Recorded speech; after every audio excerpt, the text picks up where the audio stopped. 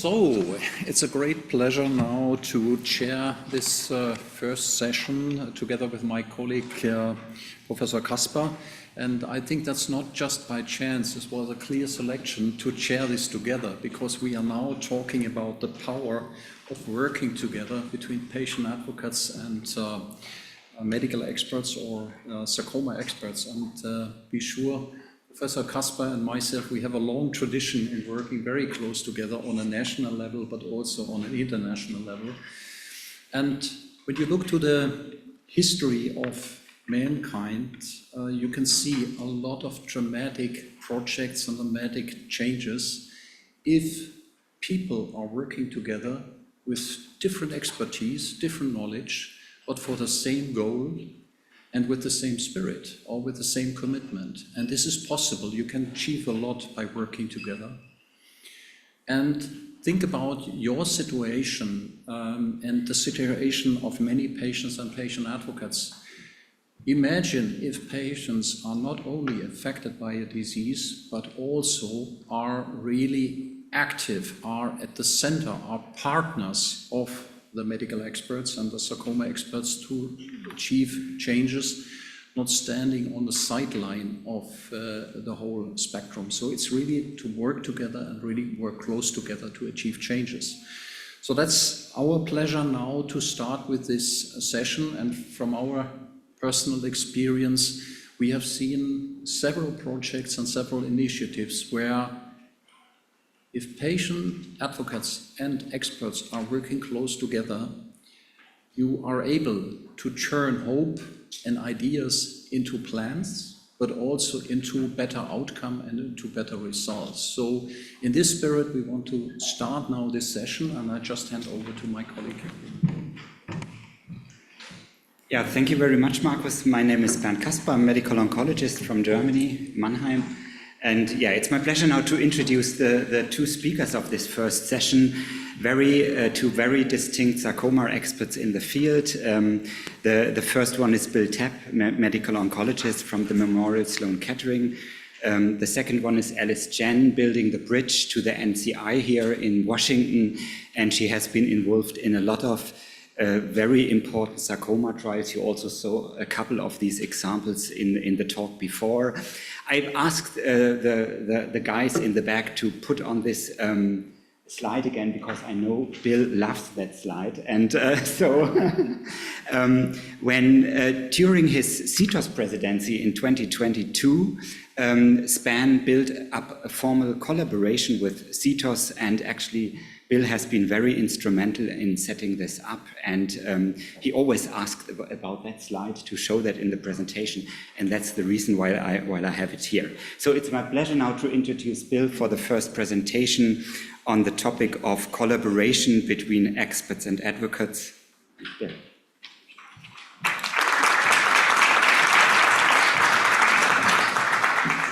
So thank you so much. It's truly a privilege and an honor to be here. And Marcus and Bernd, thank you for having me. And I'm excited to talk about how we can collaborate, because when I look through the audience, we have a lot of friends out here, right? And that's the most important thing.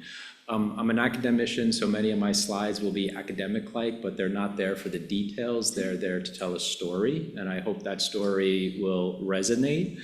And I thought what would be important is to talk a little bit about the history of what's happened in sarcoma, because through that history, we are adapting and changing in how we do things. And as we adapt and change, our opportunities, and we all need to be at the table for this. So I always think back to when I started in sarcoma over 20 years ago, and we had very few, if any, large clinical trials. And it slowly began to change. I highlight two here.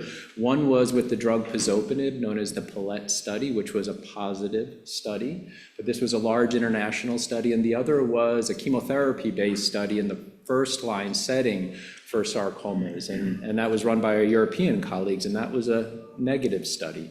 But it told our community that we can run large international studies, and that's what many of us cut our chops in as we were coming up.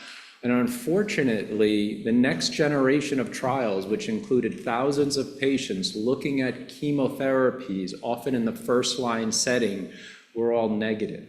right? So although we had an opportunity to really change what was happening for patients, we couldn't seem to get it right despite the science was there. And I think this era was kind of putting the end to a process of saying we have to look at all sarcomas in the same way. Fortunately or unfortunately, what this did is it showed us how our patients do with chemotherapy in the first-line setting. But also what happened during this time, there was another trial with a drug called olaratumab, which was a randomized phase 2 study of about 120 patients, which was positive. And interestingly, with this positive phase 2 study, the drug became FDA approved. So overnight, not having any treatments, we all of a sudden had a potentially good treatment that was being used by thousands of patients around the world. Because it was an early accelerated approval, our community had to get together and design the definitive phase 3 study. So everybody went back and looked at all of those older studies that we did, hoping to design the perfect study, and ran a large randomized, almost 700 patient study, which was again a negative study. And overnight we lost access to this drug.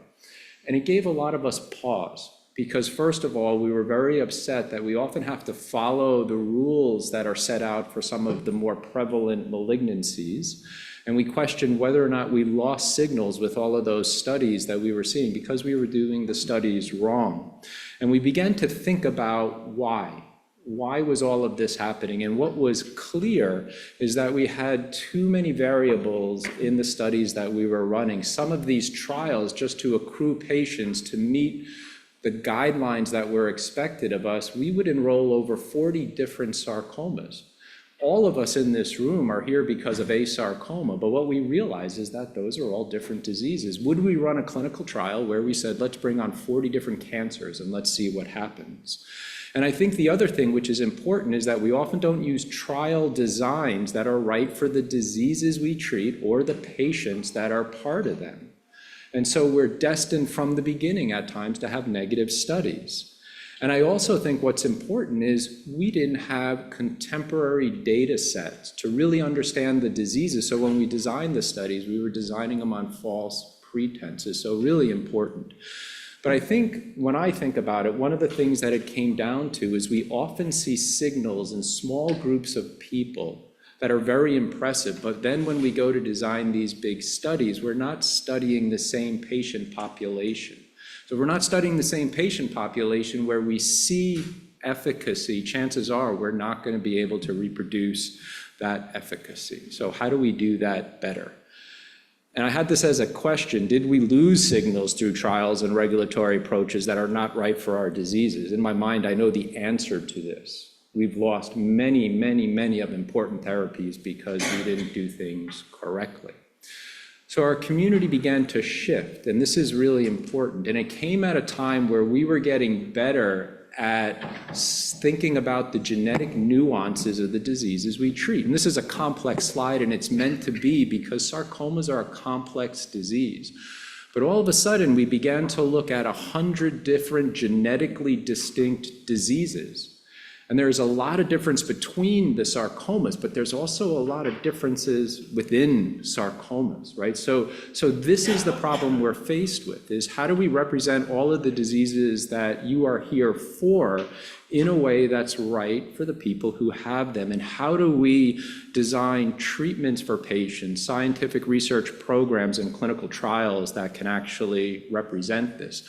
But ironically, what was happening is that there was an explosion in the biopharma world, and there were a lot of drugs coming to market. And because there were a lot of drugs, sarcoma became an attractive area to begin to develop some of these drugs. Because if there was a drug with a specific target, we had a sarcoma that also we could apply that to. And as you know, many of these diseases we don't have great treatments for, so we could take those drugs directly to patients. And all of a sudden, we began to see an influx of new agents and trials, which was really encouraging, and most of them were subtype and disease specific, right? So important concept to understand. I'll tell you though, where we are now is that we're faced with the aspects of seeing a drug from start to finish, because the full regulatory track is often very difficult in rare and ultra rare diseases, and the financial the financial track is even harder. Not so much to get the trials done, but to show the worth of rare diseases to pharmaceutical companies. The other thing that happens then is we struggle with equitable international availability and usage. Why am I planting these seeds? Because all of these are areas where we could work together to try to better what we do for our patients. Have we been successful? Yes. I mean, these are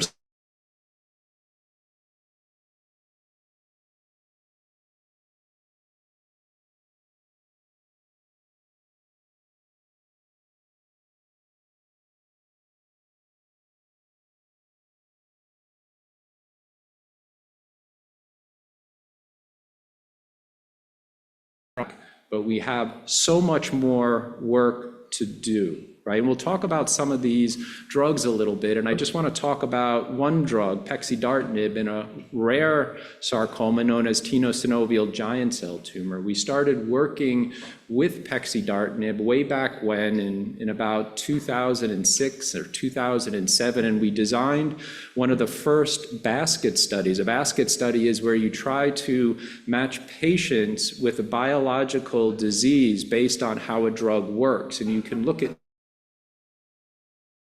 And there were some sarcomas there, like GIST, and actually people did very well. But what was interesting, there was a rare disease known as tenosynovial giant cell tumor where we saw dramatic responses. These are the type of plots that we think about, where people are responding and those responses are durable. And I remember our community was having discussions with the drug company, and we had this wonderful data set of 30 or 40 people, and they said, we want to be able to take this to a phase 3 study. We were like, oh my God, we're going to go to a phase 3 study. But the dirty secret was this is a disease that medical oncologists didn't treat. So we didn't understand the disease. We were going to say, how are we going to design a phase 3 clinical trial in this disease, knowing what I showed you before about our track record? So tenosynovial giant cell tumor, it's not a cancer, it's a neoplasm, where cells within a joint, one joint, secrete a factor that causes inflammatory cells to come to the joint, and it causes big tumors to develop, a lot of pain, a lot of swelling, decreased range of motion. It's not something that is going to threaten a person's life, but it's definitely going to change the trajectory of that person's life. And it's a difficult disease to quantify. Why? Because depending on how the disease affects a joint and which joint, people can have really variable effects. So we were trying to think about a disease that we never see in medical oncology that's very variable in how it affects people. Well, how are we going to develop a drug for this, especially because people deal with this their whole lives? So also when we intervene in that process really can affect the outcomes of a clinical trial. So what happened was we got together with patients. And we asked patients, how does the disease affect you? And we got together with patient advocacy groups who really taught us what the disease was doing to people. Why? Because if we're going to develop a drug and we can't do it in a way that is important for our person, we're not developing that drug correctly. And through this, there were actually TGCT-specific patient-reported outcomes that were developed, right, which is critical. So then the trial was designed. But we needed to do a randomized clinical trial using image-based response criteria that doesn't work for the disease. Because it had to be randomized, we decided we wanted to do a placebo because we didn't understand the natural history of the disease, and it's an inflammatory condition, so we didn't know if the disease would shrink by itself. But because we did a placebo, we were going to have a hard endpoint at 6 months so we could compare outcomes, but then give everyone the drug. But we were really guessing as to whether or not we would hit the statistics that would have been a successful trial. And that's why having all of the patient-reported outcomes were really important. So we could show that what we were doing for people actually was meaningful for them. Now, fortunately, this neoplasm really depends on this signaling. We had good drugs for it, and we saw dramatic responses. This is Dr. Stacchiotti's patient with disease in the hand that you can see how much of an improvement it happened. And we were able to get the drug approved, at least in the United States, but not in a lot of other countries. But the study was designed to get the drug approved. The study was not designed to understand how to correctly use the drug, right? So that's the next step in this, is how do we understand how to use drugs correctly? And the only way to do that is to work with patient advocacy groups. So 2015, that study came out that I mentioned that first triggered the studies. This is a year later when we started to understand the disease from patients. The drug got approved in 2019. And then because of concerted efforts of patient advocacy groups, TGCT support, working with companies, working with academic investigators, asking very, very specific questions, there's been a tremendous explosion of information that has come out in the last 3 to 5 years alone, trying to help us understand how to use the drug. So building a huge worth of practical information for patients, for providers, so that as a community, we can understand how to use this drug. Why is this important? Well, because another drug just got approved. So this drug doesn't have to start all over, but can build on this foundational collaboration that's really offered a better understanding of this disease. And just the other day, another important publication came out that was based solely on the work of a registry from the TGCT support group, right? To give the practical information of how a disease affects a patient and how we need to treat them, right? So this, to me, is a tremendous marker of success, but we have tremendous more work to do. So we're understanding rare cancers, right? Many of these are tough diseases that even as providers, we cannot begin to understand how it affects patients. We don't understand the natural histories of these diseases. We understand the genomic variability, but we don't understand the clinical variability and what happens on a day-to-day basis. We need to define the clinical needs of the people that we're trying to help, the people that you represent. Why? Because that's the only way we can design and mandate trials that are going to have readouts that are important for you. That's the critical thing. This is where we need to collaborate. The community has moved to a place where we need patient-centric approaches. They need to be practical, quick, and meaningful. We need access to drugs. We need to repurpose drugs, but it's based on understanding you. It's not assuming that we do. So if you're not at the table with us, if we're not becoming friends so we can understand what you're going through, we're not representing you correctly. We've heard about desmoid tumors. In parallel to the TGCT story, the same thing happened in desmoids with sorafenib. The Desmoid Tumor Research Foundation developed patient-reported outcomes because these tumors often don't shrink, and what's meaningful is improvement in symptoms. And this was reproduced not only once, but now twice with 2 drugs approved. We have them, but I can also argue that we don't yet know how best to use these drugs. Which drugs, in what clinical setting, how long, before or after surgeries, is that even a thing? So we need to partner with you to better understand how to use therapies that we have and how to develop therapies that we can think about using.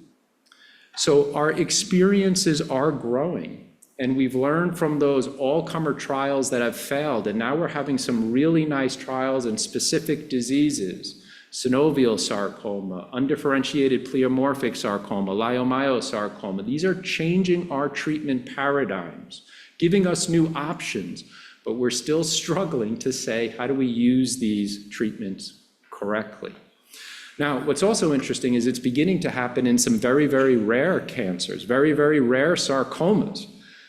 And so we're faced with different problems here, some similar, some different. And because Dr. Chen is speaking next, I really want to highlight a disease that she's championed, which is alveolar soft parts, where John briefly spoke about. So this is, again, a devastating disease that has a very simple genetic abnormality, but different clinical presentations. And this was a disease that was refractory to chemotherapy and radiation. We have very few treatments for patients.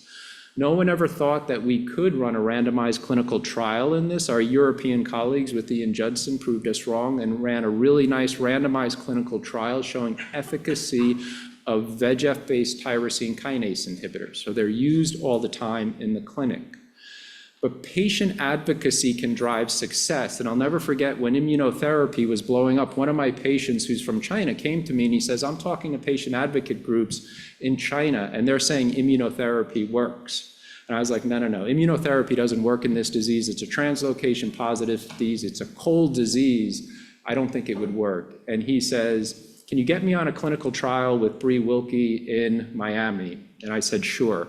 Went down, she had a clinical trial with axitinib and pembrolizumab, a VEGF tyrosine kinase and a PD-1 inhibitor, and he had a dramatic response.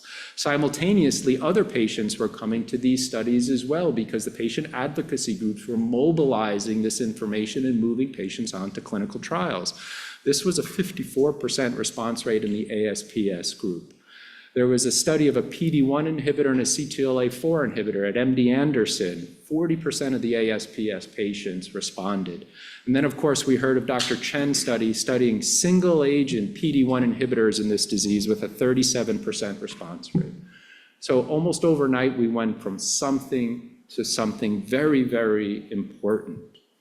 But now we have all of these drugs, and we don't know how to use them. We don't know which drug do we start with. Do we start with a VEGF-based tyrosine kinase? Do we start with a PD-1 inhibitor as first-line therapy? Do we use a PD-1 inhibitor and a CTLA-4 inhibitor? Do we use a PD-1 inhibitor with a VEGF tyrosine kinase? What do we use first? What do we use if people progress? How do we sequence these agents? Why is it that some people respond and some people don't respond? We need to figure out how to approach this disease. We need to learn from every patient who's being treated with these drugs in various fashions so we can come together with some consensus, so we can build a platform that we can grow on. We need to use this information as a community so we understand best how to help patients. But the paradigm is becoming simple in my mind. Scientific discovery, we need to have scientific discovery, we need to build on it. We need to develop early signal-finding studies in small cohorts of patients where we can understand if our science is right and our drugs are good.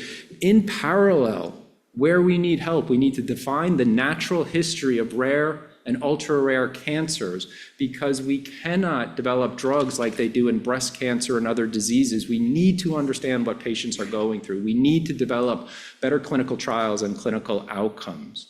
And then as we do this, we need to think about how to take drugs to the finish line. And it may not always be a randomized phase 3 study, nor should it be.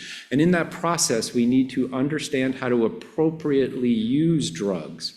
And we need to do this for our international community. This cannot be done in various countries. We need to get together and work together so that we're able to do this internationally. So it's critical, right? So these are some of the summary points that I think that we need to do, but it's why it was so important for CTOS to partner with SPAGN, because we need to be active and prescriptive, not passive or supportive.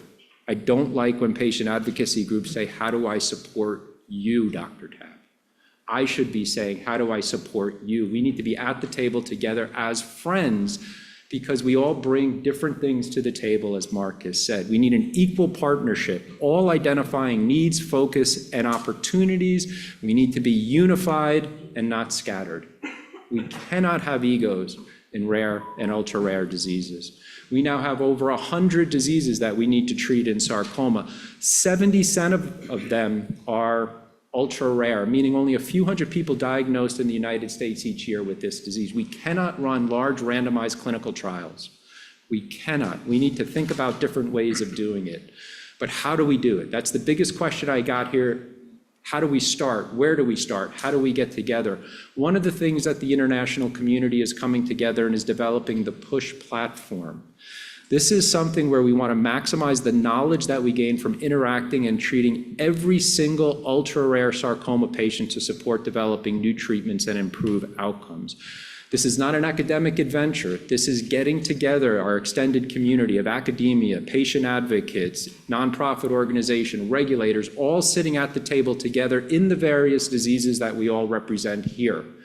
We are building the plane as we are flying it, so don't expect perfection, but what we need are ideas and people who want to be at the table working at it. The goal is to galvanize this community so that we can provide comprehensive data specific to the needs and questions of a disease as defined by our community. You know your disease better than anyone. What are the questions and the opportunities, the resources that we all need to come to the table to help solve? We need to build on the generations of data that we have. We need the community to figure out the path forward together. And the way it's trying to be formatted is to have working groups in all of the different rare diseases. In that working group are all of the people who are interested, who have a stake in that disease for one reason or another, so they can decide how they can galvanize the whole international community in their disease forward. The platform exists to help gain information. So if you're interested in repurposing a drug and you need natural history, we can get natural history if that drug is being used in the United States and you don't have it in Europe. And maybe people are just using best supportive care. Well, let's get that history too, because together we can come together and provide data sets that are meaningful to actually affect what we do. Some examples, just briefly, is how do we work with regulators for this? And there's been a lot of effort working specifically at the EME where groups of people are meeting with them through some heroic efforts of our European colleagues almost quarterly to say we have to think of rare cancers differently. How do we develop new treatments? Can we think of novel regulatory proof trials across ultra-rare sarcomas? And there's been multiple of these meetings coming through. I love this picture, because patient advocates are right there at the table, sitting there talking to regulators in a way that academicians cannot, right? Because they have different examples of how diseases affect them. And what have we come out of this? While there's a general preference for convincing results from randomized phase 3 studies, we need different data sets. We need to think about historical data, prospectively observational data, prospective treatment data, and we need different outputs and endpoint measures that are right for the diseases, something that pharmaceutical companies don't always understand, but you as patients truly understand what they need to be. One of the poster childs of this is trying to actually repurpose a drug, sirolimus, in EHE. And why is this disease critical? Because we've worked so hard through actually patient advocacy groups funding science that's actually given us avenues for potential drugs, in particular TEAD inhibitors, to use in this disease.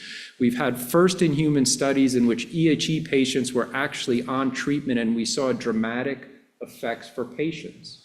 In a disease that is hard to determine if a patient is responding to therapy radiographically, we saw dramatic improvements in symptoms. I can't breathe. I can breathe.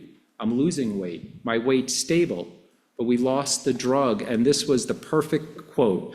Ikena is savaged in a bear market after reporting 0 remissions in a dose escalation trial of its lead asset, because we could not show them worth of their drug. We weren't organized yet enough in the disease to actually show them that the drug was working.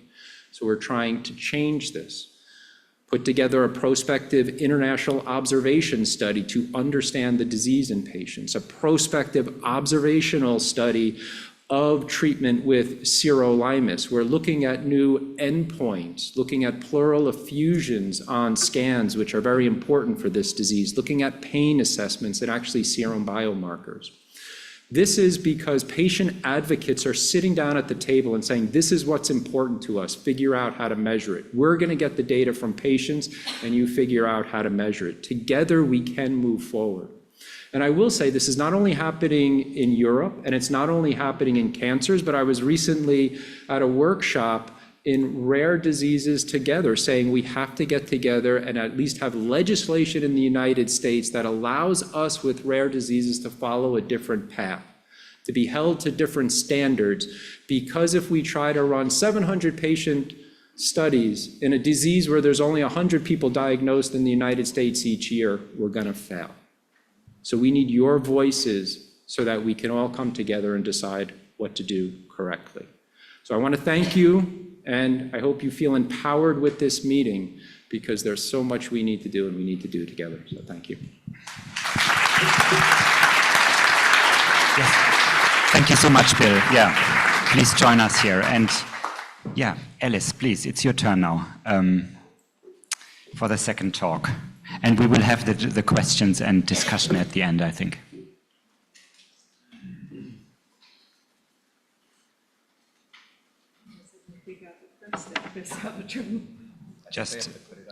Just wait a second. They put it up. Sorry. Yeah. Okay. I'm an adult medical oncologist at the National Cancer Institute. I work with John Glott regarding some of our trials, and very happy to be here because of my interest in rare tumors. Especially as a phase 1 doc, I see a lot of rare tumors and patients refer to us. So,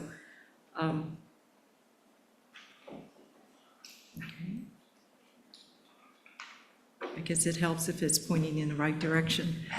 I'm a government employee, but any opinions I express here are those of my own and not those of the National Cancer Institute. NCI does have created us with various pharmaceutical companies for some of the trials, and specifically Genentech and AstraZeneca trials that I'm involved with. So I wanted to talk about precision oncology in sarcoma. And kind of where to find, I really like the idea into reality, that where are the ideas? Where do you get those in order to take them further and build them into reality, which takes a lot of collaboration. So precision oncology in general is to try to approach the treatment based on the patient, based on the patient's tumor characteristic, as well as their lifestyle, which is much harder to tailor into a treatment. And when you're developing a drug, it's not into a clinical trial. We rarely think about how this will involve patients' lifestyle. Some of the drugs that have been developed, I think in young adults especially, you need to really deal with they're very busy, and this is not high priority sometimes for them to get treated. How do you put these into their day-to-day life so that they can get the adequate treatment they need? The other part that is necessary for precision oncology is the ability to actually find any molecular targets. And in the last 15 years, this has become more of a reality, in a sense with the NGS testing for a lot of tumors now, even sarcomas, they come to see me with their report in hand. This is extremely helpful. This data, especially as we collect the whole, will help us understand if there are mutations, aberrations, or the lack of it that helps a tumor get treated. And then as these aberrations are found, targeted treatments are developed to target those. And then immunotherapy, the latest treatment we have for oncology, how do those fit in terms of targeting treatments? There are different pathways, and now like with PARP inhibitors and other DDR repair systems, it appears that some of them may stimulate the immune system, and so immunotherapy combinations may be helpful. However, up until probably the last 10 years, most sarcoma patients, because there is no standard care, they usually do not have a trial specifically targeted to their treatment. So a lot of them go on to phase 1 trials, tumor agnostic studies, and even I actually did a clinicaltrial.gov just looking at specific sarcomas versus sarcoma in general. And there is still probably about 50% of the trials that are open are sarcoma, which is good news. I mean, they are included, but it is a very large lumping. They'll lump all the sarcomas together, which is great if we're looking for hints, but it may not be helpful if we're actually looking for very targeted treatments for patients. But do not despair, because I think that we are in the very beginning of targeted therapy for sarcoma. I think part of this has already been discussed by Dr. Tapp, but in 1974, I was a baby then. There was no picture of me, actually, by the way, for me to, but 1974 was the first anthracycline was approved for sarcoma. It took 30 more years before the next drug, pazopanib, was approved for sarcoma. Both of them are very generic. They were approved for sarcoma in general. Actually, for pazopanib, there were some exclusions in there. Noted that there was inadequate, I can't remember the exact phrasing, but there wasn't enough evidence to show that these will be supported by the use of pazopanib, which is interesting because TKIs are commonly used in GIST tumors. But 2015, trabectedin was approved for liposarcoma and leiomyosarcoma, and then 2016, eribulin was approved for liposarcoma. Leiomyosarcoma actually did not show the benefit there and was not included in that approval. However, as I said, targeted therapy or precision oncology for sarcoma, there are starting to show hints in the last 5 years in terms of approval. You have approval in GIST. Some of these have been discussed in some, but epithelial sarcoma with tazemetostat, a EZH2 inhibitor. Denosumab was approved actually in 2013 for giant cell tumor of the bone, hitting the rank ligand. Synovial sarcoma is the latest one in terms of a afami-cel targeting MEG-A4, which Dr. Glad is involved in one of the studies there.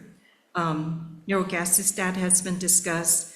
Nab-sirolimus for PEComa. Pembrolizumab, actually an interesting approval that hits sarcoma in a kind of bystander way, in that those patients that have greater than 10 tumor mutational burden pembrolizumab is approved for use. So if you have a sarcoma with that feature, then you can have pembrolizumab as an approved therapy, and then atezolizumab in ASPS. So precision oncology, what does it take? And to some extent, I think I'm going to steal your idea into reality is really this pathway. You have to have an idea first. And I'm really excited to hear about the network, the push of every single rare tumor patients. We really should be able to gather some information to help us build a database to create ideas of what we should consider to go to the next step.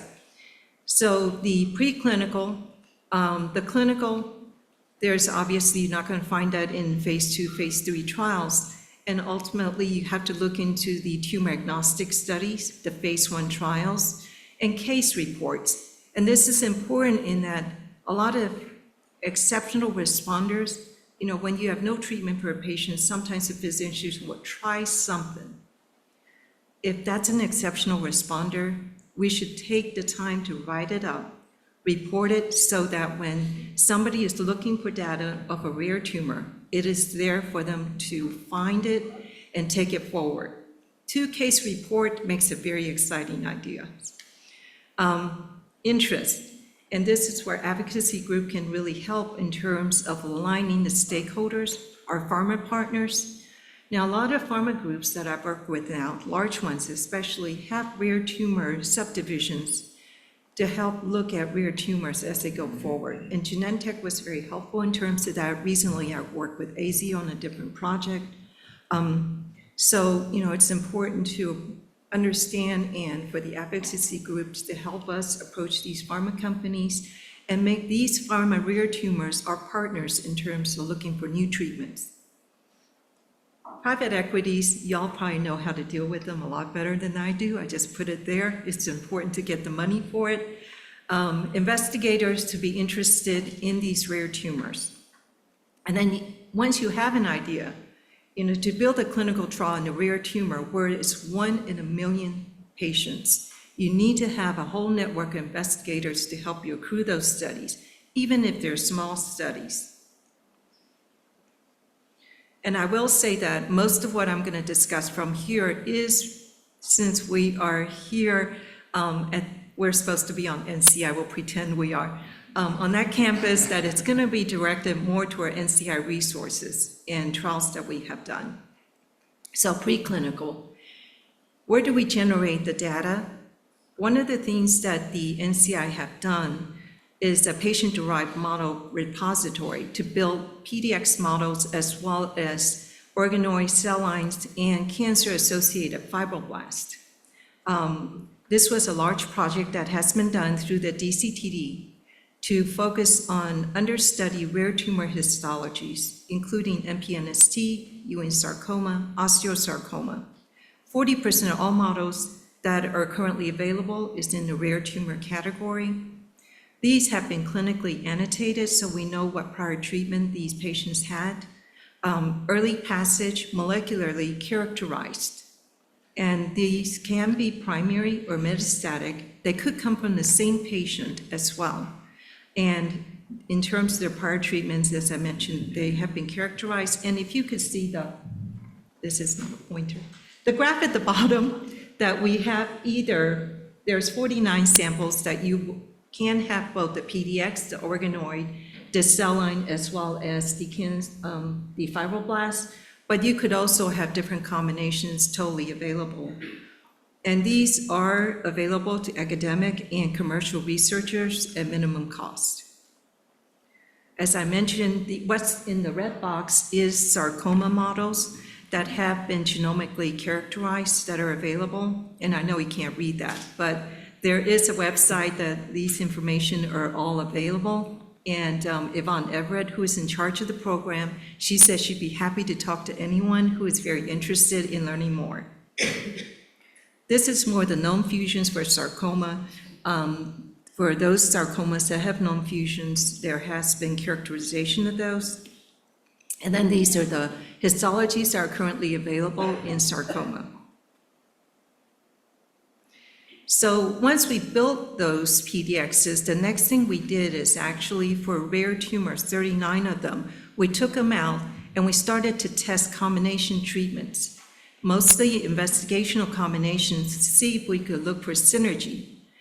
And kind of in a very systemic fashion versus really looking for data to say, well, this is a good combination, we should consider this. But to really think about just in a broad fashion, trying to test combinations that may have not been thought about or looked at and do it in these rare tumor series. These are the sarcoma models that are in the rare tumor series that we have tested these in our rare tumor series. And what we've done, and the intent was that in these series, if there are synergism, then we want to take those combinations into clinic. So the clinic that I run, which is a developmental therapeutics clinic, it is an early phase clinic. Mostly we do phase 0, phase 1, but currently we do a lot of adult sarcoma studies within the NCI. From the rare tumor series, we actually have 2 combinations that are currently in the clinic looking for sarcoma patients. One is nilotinib paclitaxel. In our phase 1 trial, we actually had a patient with partial response, and so we're interested. And so if you know about Ewing sarcoma, here's the advertisement. We are accruing Ewing sarcoma to that study. The other is telazoprid with temozolomide, which was very synergistic. In our preclinical model, we are interested in osteosarcoma, though this trial currently is under amendment, is on hold. I think nirogacestat has been talked about, but essentially, we talked about the preclinical. Where do you find the nuggets, the ideas to take into reality?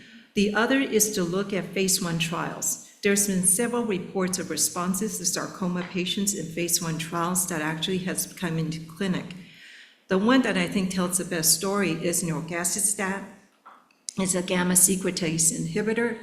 In the phase 1 trial ran by Dr. LaRusso, there were 7 patients with desmoid on that study, and 5 of them had a partial response. Dr. Kumar, who ran the clinic before I did, came back from the AACR meeting extremely excited, talked to Pfizer, and they supported a phase 2 study through our clinic. We ran this, and the Desmoid Tumor Research Foundation were extremely helpful. We accrued 17 patients in less than a year, which is, for us, that's extraordinary in that sense.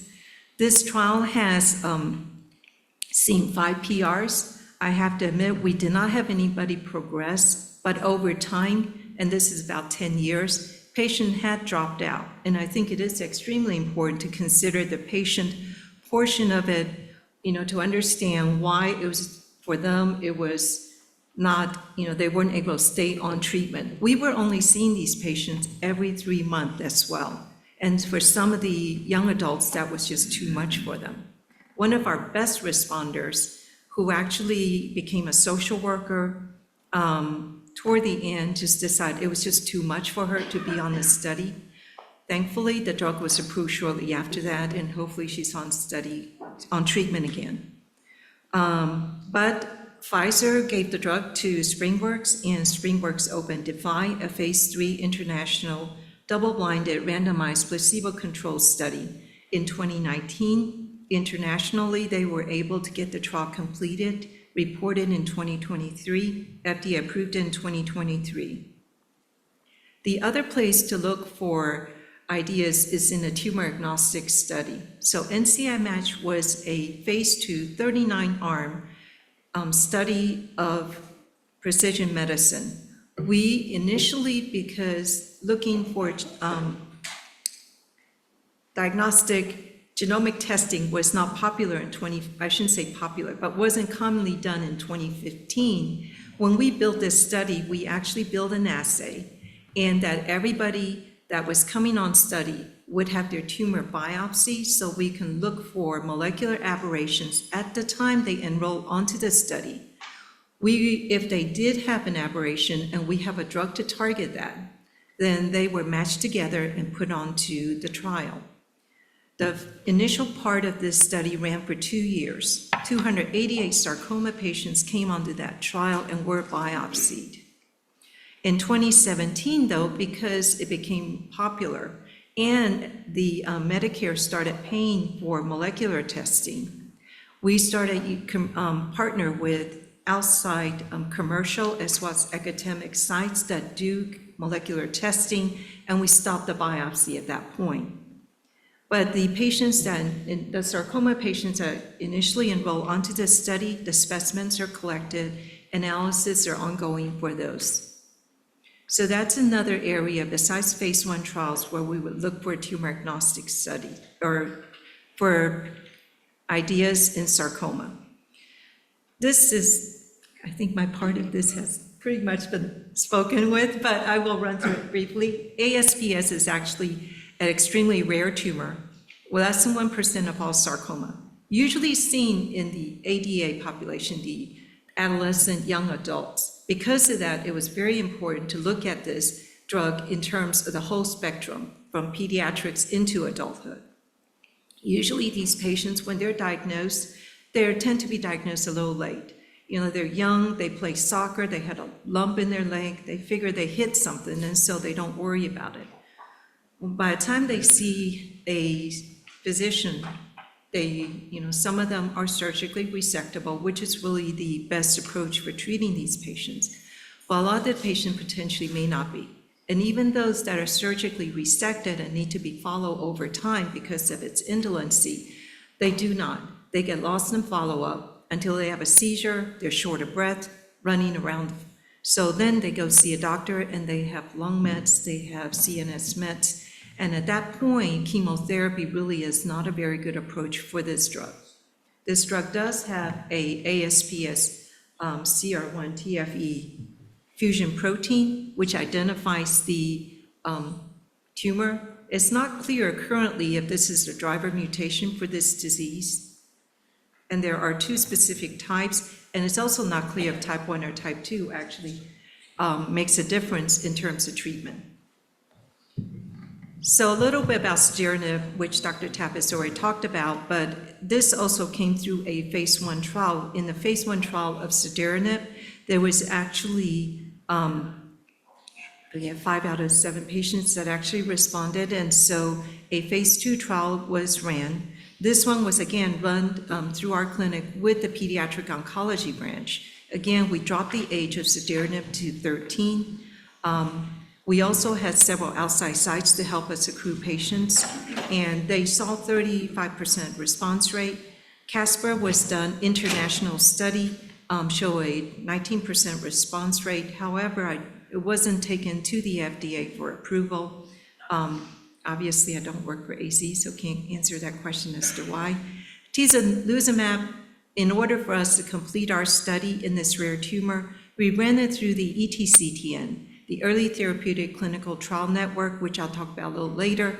and allow us to recruit quickly. POB was in Dr. Wiedemann with her vision of seeing trials and drugs develop in pediatrics early. We were able to collaborate with POB and with Dr. Glott in order to enroll pediatric patients onto this study. The other thing we did in outside sites, so in the clinical center, most adult oncologists are not credentialed to see patients under 18. In some of the outside sites, though, they are credentialed to see down to age 14. And so for some outside sites that participated in this study, they were able to see patients that are less than 18 for the trial. Currently, the next follow-up study for ASPS is patients who had progressed on checkpoint inhibitors. So it doesn't have to be atezolizumab. We're adding selinexor. Again, it is run through EDCTN, and the trial is also accruing.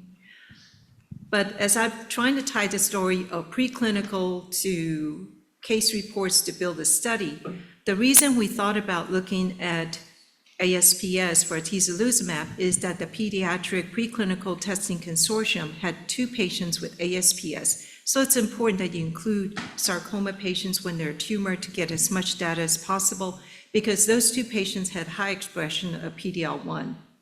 Due to that and various case reports, Dr. Conley reported 29-year-old with immunotherapy, ASPS, had partial response. Dr. Grossberg at MD Anderson looked at their phase 1 experience with immunotherapy and had noted responses as well, both for ASPS. And Dr. Wilkie's study, which Dr. Tapp had talked about, led us to actually build our phase 2 study of atezolizumab. And it did go down to patients down to the age of 2. So we included and dropped that age as much as possible because the Genentech at the time had pediatric safety data. And that was important, that if that is available, we should be able to try to bring down the age as much as possible, especially in sarcoma. The 2 things I want to mention about this study is that because of the experience with desmoid in young adults, potentially, do we need to treat them for a long time? How to use the drug. There was some information coming out that maybe immunotherapy does not have to be given forever, even in the metastatic setting. So we actually build in that patients after 2 years on treatment with stable, either partial response, the disease hasn't changed over time for a period of time, that we were going to allow them to go on a drug holiday with the intent that over the next 2 years, if their disease progresses, they can go back on. The other thing is that patients that have very tiny disease, even CNS disease, they do not have to be irradiated prior to enrolling onto study, and we can radiate those after 2 cycles just to see if those tumor actually responds to atezolizumab. And we also use iRECIST in this in one patient that made a huge difference. His tumor fluctuated some. It took 19 cycles for him to respond. He actually progressed on RECIST prior to dropping his tumor. So these y'all have seen. My thunder was taken in terms of pictures worth 1,000 words, but Genentech, company is really extremely important because we could develop all the data we want, but they have to take it to the FDA so that the drug will be available to patients. And Genentech was kind enough, given that this is a rare tumor, to go for a breakthrough and orphan drug designation while the trial is ongoing, and then take it to FDA for supplementary approval. But this is the first atezolizumab approval in pediatric patients because we brought in pediatric patients, our pediatric partners were able to put patients on, and so it allowed for that to become possible. But the other thing I wanted to raise was that for this extremely rare tumor, we were able to, and I know it sounds a long time, but for a rare tumor in 5 years, we were able to enroll 54 patients to get this to an approval status. So sometimes we don't need that 100 patients or the 1,000 patients. We need to make sure that we have the right patient in a trial to show that this is the patient that needs to be treated. So collaboration is extremely important. Advocacy group is extremely important in terms of bringing things from the idea into the reality. But to talk a little bit about, as I said, I'm going to talk a little bit about NCI. We're going to talk about ETCTN and NCORP a little bit, and then follow up with the pediatric group. But one thing I do want to mention, which, I said at NCI in my little cubicle, but there is a lot of global studies and global data that's been collected that's extremely important. CASPR, the subsequent study for ASPS with cediranib, was done through the United Kingdom, Spain, and Australia, and they were able to accrue 48 patients within 5 years. COMET, which is the study to follow, is the STALLION-XR study approval for pediatrics at the here in the United States. This is the adult study for plexiform neurofibromatosis in NF1. Is a global study that includes Asia, Europe, and United States. So back to the network that's available in the this is a early phase network. The NCI has collaborated with various large cancer centers to develop a network of investigators who could test early drugs. And to some extent, sarcoma patients do enroll onto these early drug trials because of that. But it is an attempt for ultra rare to be able to accrue faster to complete these studies, to have reproducible translational science, because the pharmacodynamics for the study, even though multiple sites are doing it, one site will do the PK, one site will do the PD, so that you don't have multiple, one, you're able to accomplish that, but two, the results are reliable.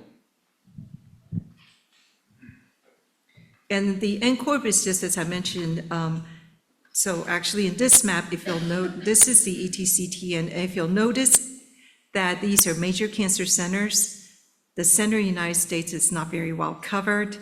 When we did NCI match, we actually went to the community physicians, which is where the NCORP comes in. These are community physicians that are able to run clinical trials for the NCI, and they were able to accrue for NCI match, we were able to do District of Columbia, Puerto Rico, Alaska, and Hawaii, and the center United States. So I think a lot of this has been discussed, because are we over time? So a lot of this has already been discussed by Dr. Lowy and Dr. Glott in terms of what NCI provides. I just mainly want to talk the pediatric branch, because we're in the same building, same IRB, we're able to collaborate in a collaborative fashion, both in terms of adult trials that are run to enroll pediatric patients and pediatric trials. This is a pediatric trial run through the Cancer Malone is running this trial through the POB, leads this trial, but we're helping to accrue these patients, adult patients, to this study.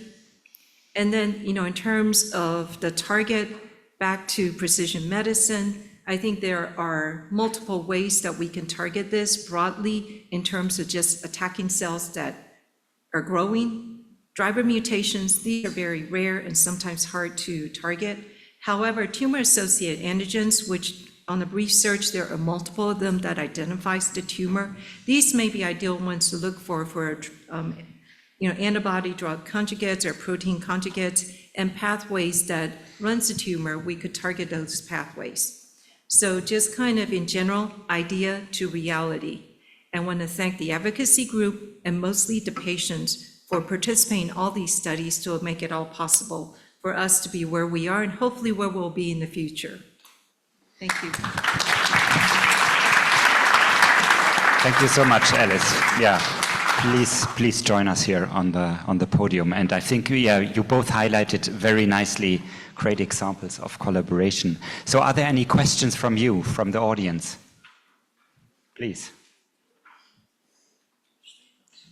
Or statements? Yes, please. Hey everybody, Kurt Weiss from Pittsburgh. Thank you to the panelists for what a wonderful start to the meeting. Thank you both. So my question is for Dr. Chen.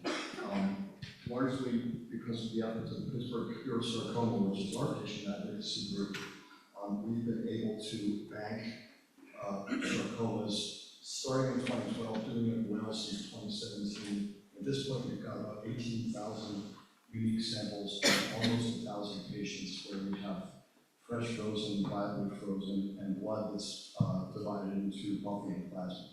So my question to you, Dr. Chen, is a little bit pointed. I don't mean to put you on the spot, but I kind of do. So I have found it difficult in trying to work with the project, my part, to get our stuff into your hands. We didn't build this thing for it to sit in the freezer. We want to get it into the hands of the smart people at the NCI so they can build their PDXs and steroids and all that stuff. So Bill talked beautifully about getting patient advocates and clinicians to work together. How do me and people like me sort of feed the beast and get you the things that you need to get? So I have to admit, Dr. Glott may be a better person to talk about my part. But in terms of the PDX, as I've talked to Yvonne prior to what we talked about the PDX repository, that they do accept specimens from the outside, and I would be very happy to connect you with her to consider in terms of possibly utilizing some of the resources that you have built. Yeah, I can talk more specifically about I'm pretty loud. Yeah, thanks very much for the question. It's a great question. And I think that has been a challenge in some ways in getting tumor tissue and other biologic materials into the right hands. I think we're getting better at it. There are hurdles that can be challenging to overcome, but not impossible. For instance, in every institution, we have to work within the parameters of our own IRB, our Institutional Review Board, which makes sense. And sometimes that doesn't exactly align with how tissues are collected or with the viewpoints of an IRB of a patient advocacy group. We've been able to, I have more experience with GIST, gastrointestinal stromal tumor, and we've been able to work pretty successfully with LifeRAF group to get tissue both to the NCI and to other investigators throughout the country that are working on it. I think working with something like DTC analysis group, if the tissue is sent directly to them from the operating room at the behest of the patient, then it's much easier for us to work with. If it's going from being collected by one group to being transferred to another group, there are some additional hurdles that need to be overcome. Although I think we've been able to get past that in many instances. But sometimes it depends on how the tissue is collected and the specific consents and things that are applicable to the initial collection of the tissue, and then what is the regulatory impact of the IRB at an institution that's going to be working on the tissue. I don't know if other people want to speak to that, but it can be, from a regulatory standpoint, I think it can be tricky, but I think there are ways to overcome that and use the tissue. Thank you. When you're collecting it, you get to place some kind of arrangement with the NIH in advance of collecting future tissue. That means that when you're collecting it for your bank, you also send some to the NIH at the same time? Just a thought.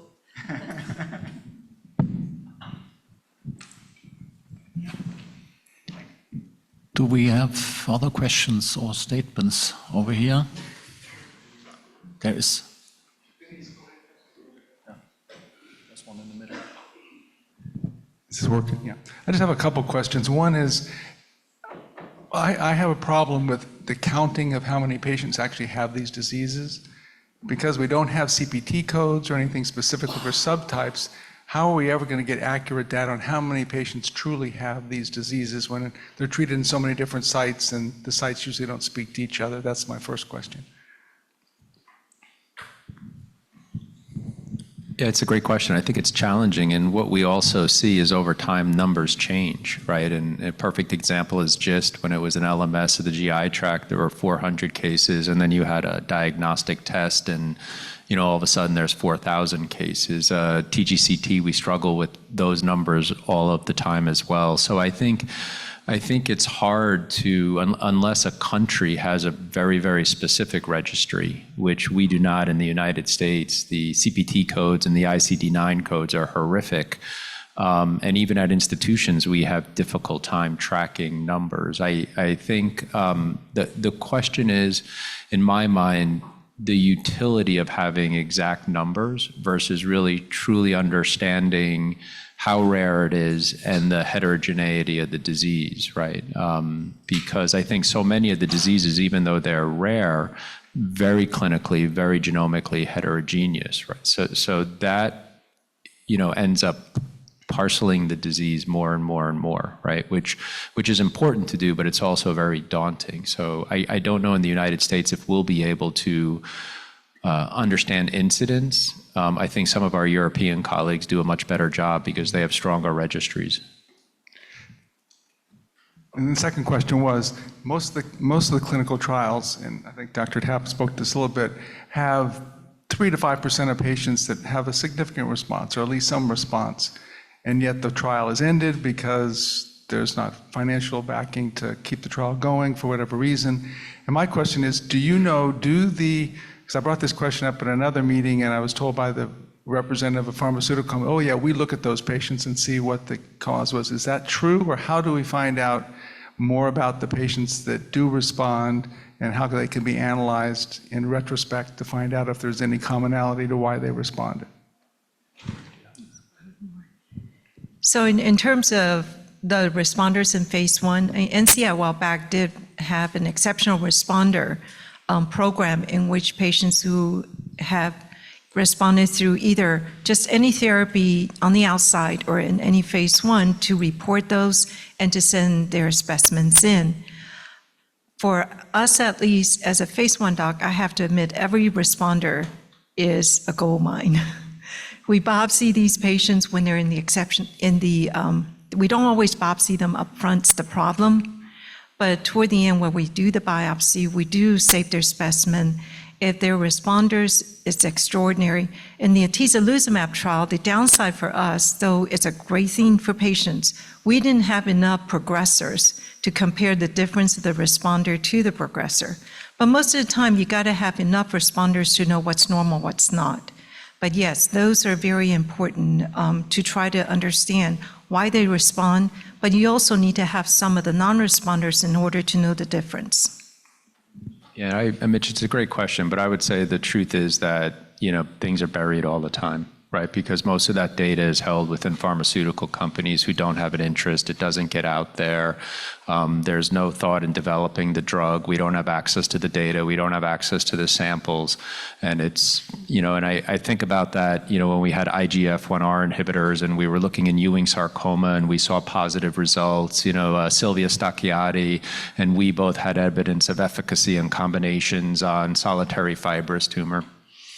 It happens all the time in rare diseases, right? Now, it may be one outlier, but if we could fully understand that patient or have access to the drug, but what I would pose to this community is that we see that enough with drugs that we have access to in different parts of the world, but we never pursue it, right? And that's an issue, because there we should be able to move forward, study it, understand it, get enough data where the drugs have access to so that we can try to get repurposed drugs approved in other countries, right? And that is a huge effort, but I think it's a worthwhile effort in identifying, those diseases, those drugs, and really pushing them forward, because that'll give people hope. Denise, last question. I just had a quick, brief question for Dr. Chen. Given that we have an international audience here and that you highlighted some of your studies that are open to accrual, is there any possibility for people from outside the United States to participate in studies at the NCI? Yes, so there's no restriction in terms of, well, I should say before January, there was really no restrictions. Patients do have to, one, they have to send me records in English. I have to admit that I don't have a capability of reading a lot of the foreign language. So they have to send me and they have to be willing to travel here. So for patients that are, like we have patients from Canada, they fly into US port, then from there, if they're on study, we will cover their costs from a US port to DC. The treatment is at no cost to them. For the desmoid, we had a patient from Poland, and I had a patient from Philippines. for the ASPS study in Trinidad. So yes, we do have foreign patients. Now, since January, NIH campus has become much harder to get into. And it's probably a good thing this is being held here because we'll all be still in line trying to get into NIH. But there's a 30-day delay and they have to get a visa and everything else, which has limited the foreign participation. But from the clinic and all that, there should. Final question, yes. Hi, Kelly Argraves from Clear Cell Sarcoma Foundation. Dr. Chen, I know we've talked about this before, but I feel like it needs to be something that maybe we talk about as a group when there's a negative result in the clinical trial, such as clear cell sarcoma and the atezolizumab, and we can't get the results out. The clinicians are still prescribing it over and over and over, and we're not able to sort of direct them to something that might end up being a more positive result. Like, what does anybody have ideas about how we can handle this? So I believe that is for that trial, and I have meant to actually thank your foundation for assisting with the accrual for that study, but we are actually working on the manuscript now. It always takes time to actually write up the manuscript. I believe it was reported as an abstract previously, but yes, we are trying to shorten the time. It is important. The reporting, the awareness, I think that's very important. I have to admit that some of the sarcoma docs thought that there were a prolongation of disease, a stable disease that they thought would be interesting. But obviously, we're still, would have to look at that further. But there was not interest from CTAP to take it further at this point. And I think, so that trial is closed after 9 patients. Okay, so thank you very much again. I think this was an excellent session to set the scene, and I would like to thank the 2 speakers again with a small gift, and you can see even the picture with our network is even on the chocolate.